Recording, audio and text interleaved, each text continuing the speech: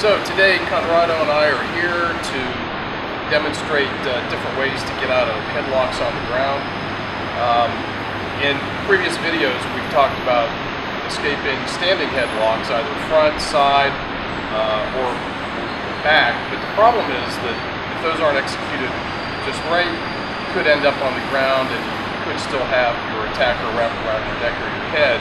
And so this video will cover different ways of getting out of different types of headlocks if you get stuck on the ground. Okay? So, the different positions that you can get stuck, just go ahead and lay on your left side. So, to start with, if I'm trying to escape from a side headlock and I fall and I go to the ground and he's still got his arm around my neck, okay? So, the very first step in getting out of this situation is to coast my hand out and to turn my head so that my chin is in his ribs. So the harder he squeezes my head, the more discomfort I'm going to cause to him. Alright? The reason I'm putting my hand out here is that because I've got my knees behind him, he's not going to try to roll back in this direction. What he's going to try to do is roll me forward and end up on top.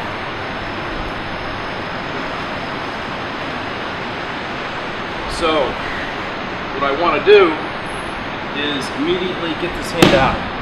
Now he can't move me anywhere, and this is not requiring any effort on my part whatsoever. The next thing I want to do is reach over, put my fingers in his eyes, on his chin. I'm going to be nice and put my fingers on his forehead. What I want to do is pull his head back, and I want to move my hand in to lock right against his hips, okay? So I keep him stretched out as much as possible. The next step is to bring my foot over and lock it where my hand is. That allows me to release my hand and still have him blocked from being able to roll me. From here, the escape is really easy. I'm going to shift my arm, place the blade of my arm right against his jaw, and basically one hand against the other. Go ahead, hold me as tight as you can. Here, all I have to do is put pressure on that jaw, and that arm's going to come loose, okay? So from there, I can release, strike him in the groin, strike him in the sternum, and release to get off, okay? The one thing I never want to do in any escape where I'm straddling him is to stay here, because then he's going to just basically turn into a wrestling match. So as soon as I break, it's very important that very quickly I take this leg off, okay? So one more time, from the beginning. So,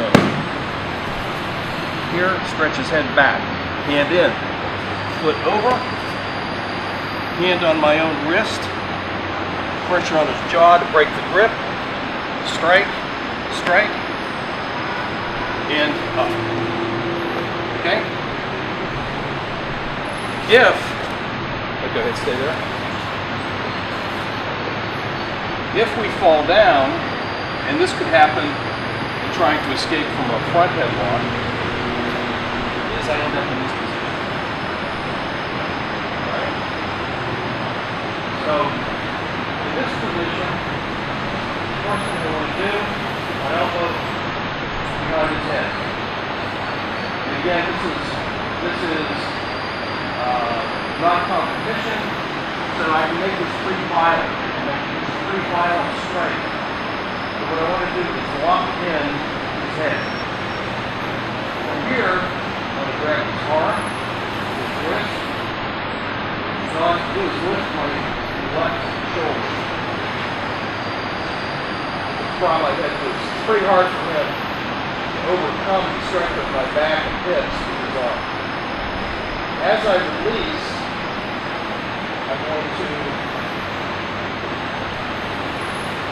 drop in and grip my own wrist.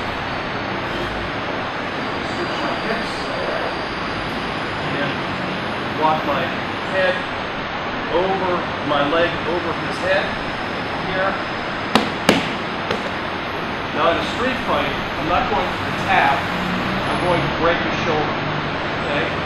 So I'm not going to be nice about this on the street, it's not going to be a gentle, this is going to be a very violent and powerful turn until I break the shoulder. So let's do that with the angle.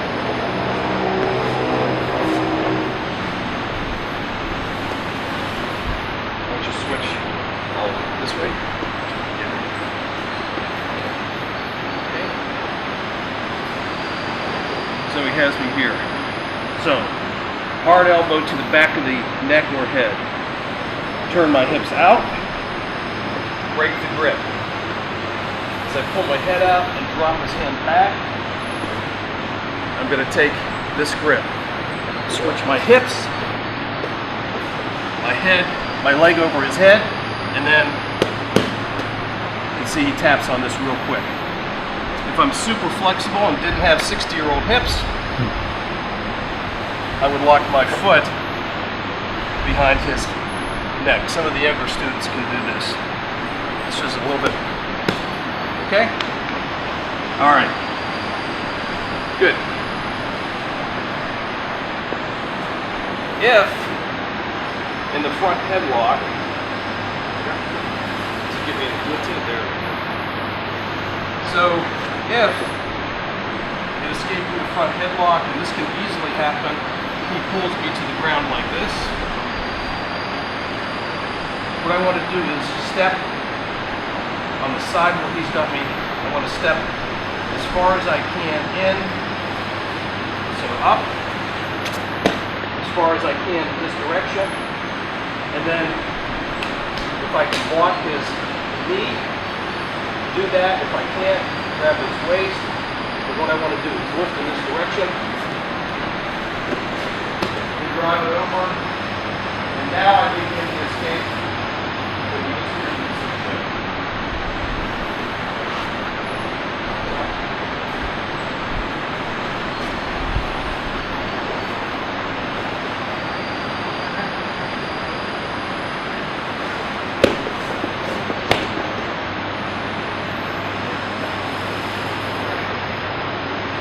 Okay.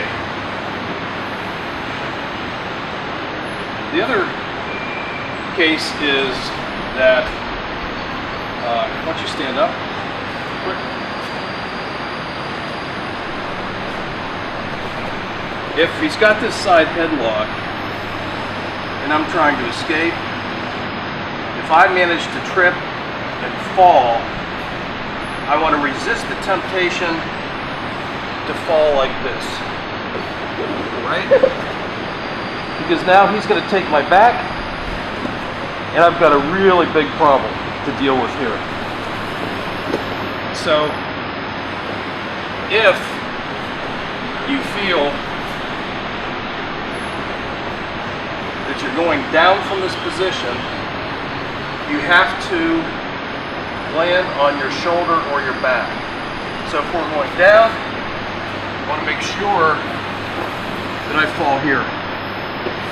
This is a much more defensible position than if he falls on my back, okay? So first off, if he's just holding me here in a headlock, what I want to do is shift my hips away from him as far as he will let me. From here, what I want to do, I can put my fingers in his eyes again. I can palm strike him or go for this pressure point. What I want to do is get his head back. Okay, so hold on. Go ahead, hold on. There you go. Then, if I get my hips out far enough, I can bring my leg over his face. And from here, basically just push him off. Control this arm here. And from here, strike in the groin, you can strike in the sternum here. You have a lot of, he's basically in a really exposed position right here, okay? So one more time.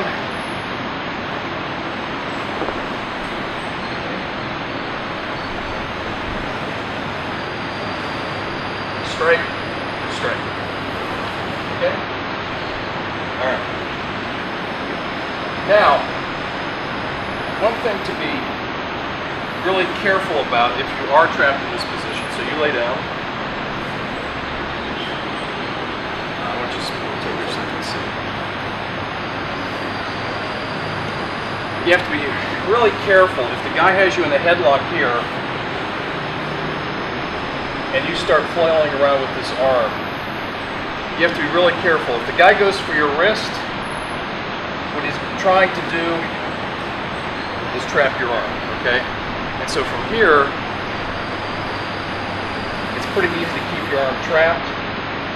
I can put a lot of pressure, I can break this shoulder, and now, from here, I can start doing a lot of damage to your face. So when you have that arm hanging out there, you have to be aware if the guy knows what he's doing, he's going to try to trap this arm. All right?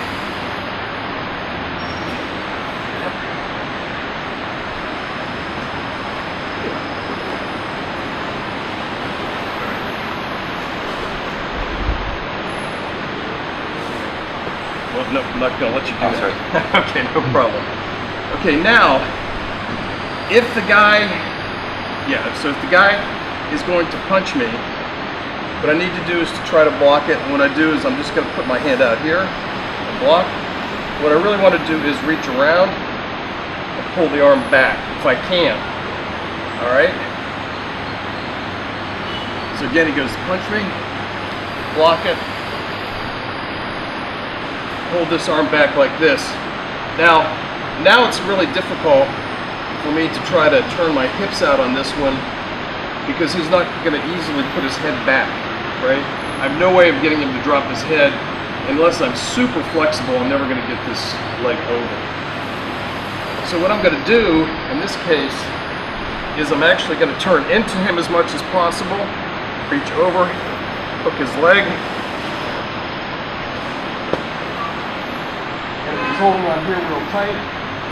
All I have to do is lift up. Give myself. You okay? Yeah, good. One time. Okay, so get a strike.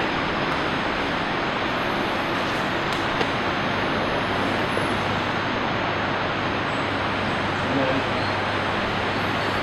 break that. All right. Good. This one, so this is the case where he's got a front headlock. We're standing up, and I haven't executed this very well. And what he's going to do is try to pull me into his guard and do a guillotine. Okay. Really bad news for me. That's really bad news for me. So the first thing is when he pulls me to the ground here, the natural tendency is for me to put the top of my head on the ground. Because most people, unlike me, have hair and they feel protected. But if I do this, I give him a really great angle to choke me. So first thing is, if I get pulled to the ground like this, I need to be up on my forehead. So when my forehead is on the ground, as uncomfortable as that may be on the concrete, go ahead, choke me. Much more difficult for him. I'm feeling nothing right now. I can talk perfectly fine. Okay? All right. So that's the first thing. When I'm on the ground, forehead to the ground. As I'm going down, and this will seem a little bit counterintuitive, I want to throw this arm over him. I want to imagine that I'm grabbing a belt in the back, if I can. Okay? I want this part of my shoulder right here across his neck. Okay, so start from this position. So we're going down, I reach over, he's got me in this guillotine. He takes me to the ground here. What I'm going to do is stand up. And I'm just going to rotate my shoulder into his neck. Here. You okay? Okay. Sorry. You should have tapped. I didn't know what to do. you can't really, there's no way you can do justice to this one in a video, but with a little bit of practice, this is, especially if I really throw that hard, I can crush the trachea. Okay? So as he's pulling me down, again, here, reach over, down, and then I put my, there, and since he releases, what I need to do is get his feet off me, right? But from here, if I do get him to release, then I'm in a position here to drive a knee right into his groin. Okay, so why don't we try that from a standing up position? So just go down easy so you don't hurt yourself. So he's got me here. So as I feel him taking me down, he's taking me down slowly. So you feel this arm over, go down here, and then I just have to rotate my shoulder into his neck to get free. Great. If I get free, in any of these moves, and he now turns this into a closed guard on me, I don't have to do all the difficult BJJ stuff. This is super easy for me to get out of. All I have to do is strike him with a groin. Groin strike, strike him in the sternum. I'd resist the temptation to go here, because he's going to grab me. And if he knows any jiu-jitsu, then I'm in trouble. So strike, strike, strike until he's had enough and releases these things. So that's a real quick summary of some of the basic headlocks on the ground escapes that we use. And mostly these are only necessary if you end up not quite executing the standing headlock escapes just perfectly. All right, thank you. Okay.